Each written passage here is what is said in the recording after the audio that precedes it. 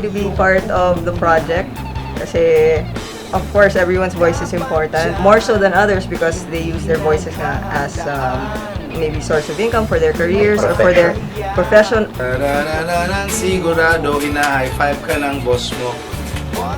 Ganun ako, no? Ano natin bago Pura natin.